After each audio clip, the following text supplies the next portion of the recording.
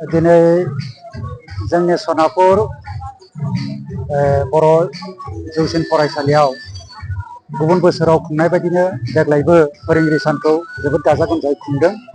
आरो बे फोरोंगिरि सानाव जोङो गाहायै जोङो फुंनि बाहागोआवनो जोङो डक्टर सर्वपल्ली राधाकृष्णननि जे माने सावगारि, बे सावगारियाव जोङो बाथि सावनानै आलारि बाथि सावनानै जों बिबार बावो। बिनि उनावनो जोंहा फरायसा फरायसुलिफ्रा फोरोंगिरिफोरखौ मान बावो। आरो लोगोसेनो जोंहा आलासिबो बेयाव हांख्रायनाय जादों जोंनि फरायसालिनि SNDC आफादनिफ्राय आफादगिरि, लेङाइ आफादगिरि आरो सोद्रोमा बिथांमोनखौ। दा बिथांमोनखौबो आलासि हिसाबै जोंनि बेयाव मान बावो।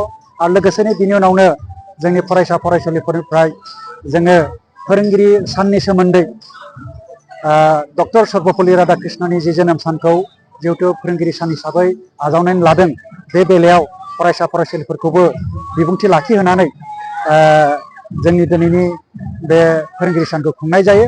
आरो जोङो फरायसा फरायसुलिफोरखौ जे सोर साबसिनै मोजाङै दिनै फोरोंगिरि साननि सोमोन्दै बुंनो हादों, बिसोरखौ जोङो फार्स्ट, सेकेन्ड, थार्ड सायख'नानै बान्था होनायनिबो हाबाफारि जोङो लादों।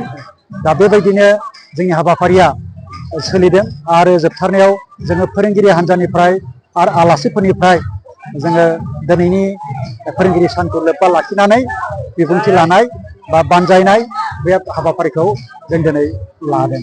माखासे फरायसाफ्रा फरायनानै जेबो लाब गैया, जेबो साक्सेसफुल जाया होननानै बुङो। दा जोङो जोंनि फरायसाफ्रा फरायनानै मोनसे साक्सेसफुल लाइफ खुंनोबा माबायदि फरायनाया एबा गोसो होनाया मोजां जायो?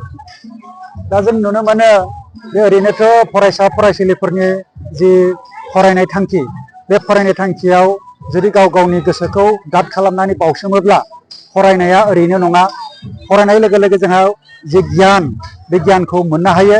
आरो गियानखौ जुदि आरजिनानै लानो हायोब्लानो जोङो जोंनि समाजाव फरायसा फरायसुलिफ्रा जायगा लाहैनो हागोनखौ जों निस्सय जोङो माने नुहुरो बा जों बुंनो हायो। नाथाय दानि फरायसा फरायसुलिखौ गोबांखौ नुनो मोनो जे फरायसालियाव फैनायफ्रा खोब माने बिसोर फैनो बायो।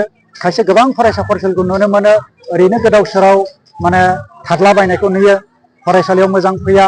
आरो बेबायदिनो बिमा बिफानि बोसोनफोरखौबो मोजां मानिया। आरो बेबायदिनो बिसोरो माने अलसिया जिथुनिखि भाबखौ लानानै ओरैनो थादलाबायनायखौ जों बांसिन नुनो मोनो। बेबायदिब्ला बिसोरो माने जिउआव साक्सेस जानो हानाय नङा। गावसोरनि जे फरायसालियाव सोलोंनांगौ गियान, बे गियानखौ बिसोरो फुरा मोननाय नङा। आरो बेबायदिब्लानो बिसोरो बिसोरनि जि आसा खालामनाय फिथाइ, बे फिथाइया माने गला जागोन आरो बेखौ जों माने फोथायो। दिनैनि सानखौ जोनोम सान हिसाबै फालियालासेनो मानि थाखाय फोरोंगिरि सान हिसाबै फालिनाय जायो? दा जों नुनो मोनो जे जोंहा डक्टर सर्वपल्ली राधाकृष्णननि जि मावथाय, बियो सासे फिलसफारमोन, बियो सासे इडुकेसनिस्टमोन। बियो जेब्लानोखि गिबियाव बियो भारतनिनो सेथि लेङाइ हादोरगिरिमोन। आरो बे नैथियाव माने नैथि खेबनि थाखाय बियो भारतनिनो हादोरगिरि जादों। दा बै समनिफ्रायनो बिनि जि मावथाय, बे मावथायखौ नुनो मोनदों बियो बांसिनै माने सोलोंथाइनि बिफानाव बे खामानि मावबोदों।